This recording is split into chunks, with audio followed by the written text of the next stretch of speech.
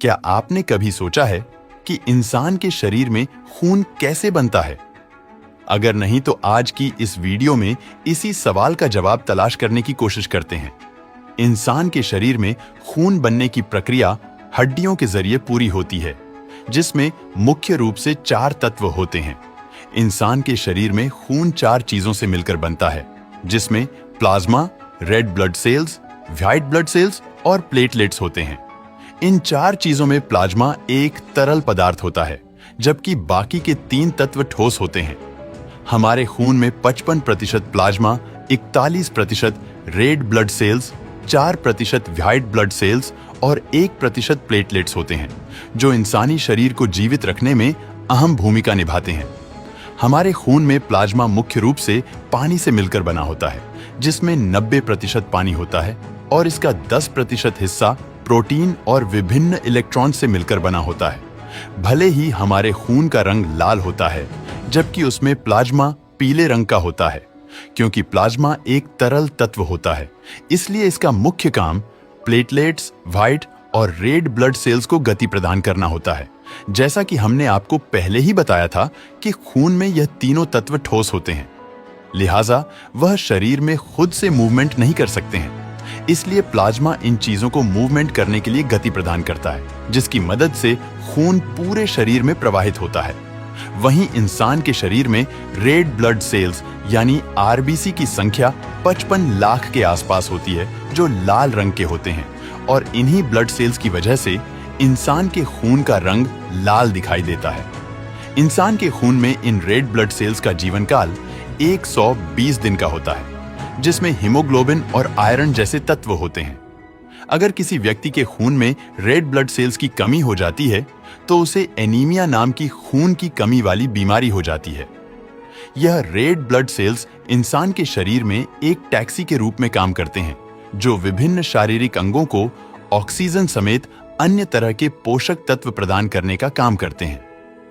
यह red blood cells ही होते हैं जो हमारे फेफड़ों से ऑक्सीजन को अवशोषित करके उसे विभिन्न बॉडी सेल्स तक पहुंचाने का काम करते हैं। इसी तरह यह रेड ब्लड सेल्स शरीर के सेल्स से कार्बन डाइऑक्साइड को एब्जॉर्ब करके उसे फेफड़ों तक पहुंचाने का काम करते हैं, जिसे फेफड़े नाक के जरिए शरीर से बाहर निकाल देते हैं, और यह प्रक्रिया लगातार चलती रहती है। इसी तरह इंसान के खून में व्हाइट ब्लड सेल्स पाए जाते हैं, जिनकी मात्रा काफी कम होती है, लेकिन यह हमारे खून में पाए जाने वाले सबसे बड़े पार्टिकल्स होते हैं। इंसान के शरीर में बहने वाले खून में व्हाइट ब्लड सेल्स की संख्या लगभग 10,000 होती है, जो सिर्फ 4 दिन तक जिंदा रहते हैं और 4 दिन बाद इनकी मौत हो जाती है। इंसान के खून में व्हाइट ब्लड सेल्स शरीर के अंदर प्रवेश करने वाले विभिन्न प्रकार के घातक बैक्टीरिया और वायरस से लड़ने का काम करते हैं, जिसकी वजह से इंसान की रोग प्रतिरोधक क्षमता बेहतर होती है। यानी अगर हमारे खून में व्हाइट ब्लड सेल्स नहीं होंगे, तो हमारा शरीर किसी भी तरह की बीमारी, बैक्टीरिया या वायरस से लड़ने के काबिल नहीं रहेगा। वहीं जब यह व्हाइट ब्लड सेल्स बैक्टीरिया से लड़ते हुए मर जाते हैं, तो इंसान की त्वचा पर दाना उभर आता है, और उस दाने के अंदर सफेद तत्व मृत व्हाइट ब्लड सेल्स होते हैं। इन व्हाइट ब्लड सेल्स को इंसान के शरीर का सिक्योरिटी गार्ड कहा जाता है, जो बाहर से आने वाले किसी भी प्रकार के वायरस और बैक्टीरिया से लड़ने और शरीर को सुरक्षा देने का काम करते हैं। भले ही व्हाइट ब्लड सेल्स का जीवन काल सिर्फ 4 दिन का होता है, लेकिन इंसान के खून में यह सेल्स लगातार बनते रहते हैं, जिसकी वजह से खून में इन सेल्स की कमी नहीं होती है। वहीं अगर किसी इंसान के खून में व्हाइट ब्लड सेल्स की कमी होती है या फिर उनके निर्मित होने की गति धीमी होती है, तो उस स्थिति में इंसान की रोग प्रतिरोधक क्षमता कम हो जाती है। ऐसे में इंसान बदलते मौसम के दौरान जल्दी बीमार हो जाते हैं, जबकि उन्हें किसी भी तरह का वायरस आसानी से अपनी चपेट में ले सकता है। हालांकि डॉक्टरी सलाह और दवाइयों की मदद से खून में व्हाइट ब्लड सेल्स की मात्रा को बढ़ाया जा सकता है, जो शरीर को बीमारियों से बचाने में अहम भूमिका निभाता है। इसके बाद बारी आती है प्लेटलेट्स की, जिसकी मात्रा खून में सिर्फ 1% ही होती है। हमारे खून में प्लेटलेट्स की संख्या 2 लाख के आसपास होती है, जबकि इनका जीवन काल सिर्फ 7 दिन तक होता है। प्लेटलेट्स की मौजूदगी की वजह से इंसान के शरीर से खून नहीं बहता है, क्योंकि इसका काम खून के बहाव को रोकना होता है।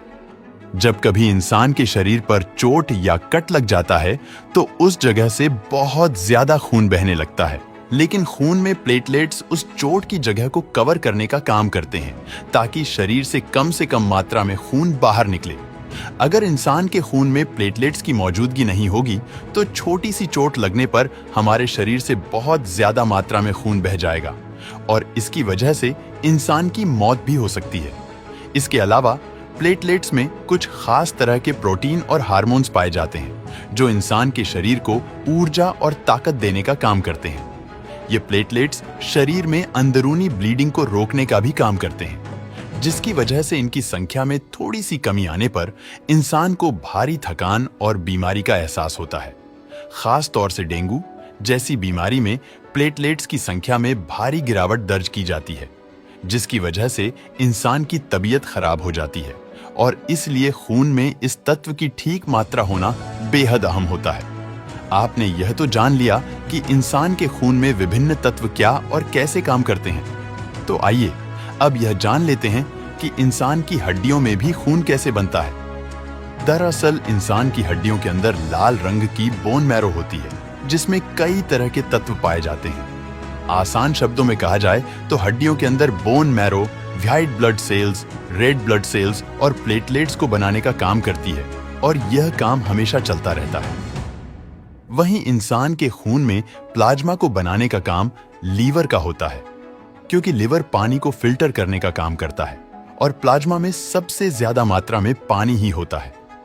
लिवर में प्रोटीन और विभिन्न तत्व पानी को प्लाज्मा में बदलने का काम करते हैं, जो रक्त वाहिकाओं में red blood cells, white blood cells और प्लेटलेट्स के साथ मिल जाता है। इस तरह प्लाज्मा हड्डियों द्वारा बनाए गए तीनों ठोस तत्वों को रक्त वाहिकाओं में आगे बहने के लिए स्पीड देता है, जबकि यह चारों तत्व आपस में इंसान के शरीर को खून का कभी न रुकने वाला एक नेटवर्क देते हैं।